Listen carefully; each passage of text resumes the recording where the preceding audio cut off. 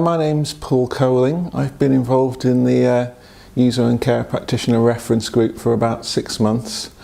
My interest in it is both as a sort of carer, in that my wife has a disability, multiple sclerosis, but also because I've worked for a long time in adult social care, and I currently work for a local authority in the southeast of England where I'm a quality assurance manager. And it's particularly important in that role to be trying to sort of spread and disseminate good practice to the providers that the council commissions with.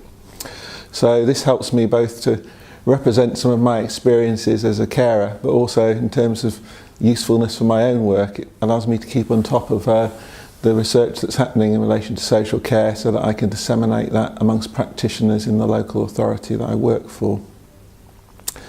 I think it's particularly important that practitioners are represented on the reference group, because it's particularly key for practitioners to get the research findings presented to them in a very easily digestible way. They're often very busy people who find it difficult to make time to read sort of academic sort of treatises and research methodology. So they want things to be presented to them in a way which brings out the findings, perhaps, but without perhaps too much detail of all the methodology involved.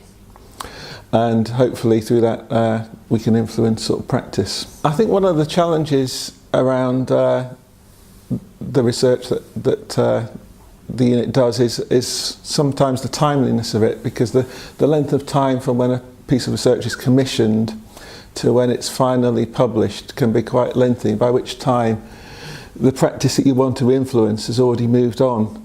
So if there's anything that can be done to sort of reduce the time interval between research being commissioned and the findings being disseminated, that would be, I think that's a major challenge and would be useful.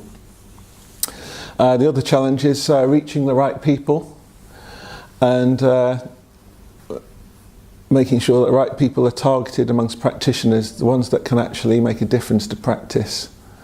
And I think within my local authority I have a role in sort of making sure that targeting happens. I think I've had the opportunity to attend some of the other events as well as the reference group meetings, and I think it's been very useful in terms of getting an insight to the research whilst it's in progress.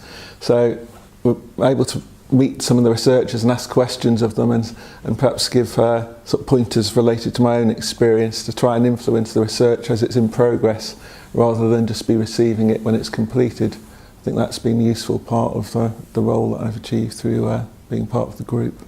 I think the strengths of the reference group are the diversity of the membership, really, to have both users, carers and practitioners represented, and also some people that cross more than one of those groups.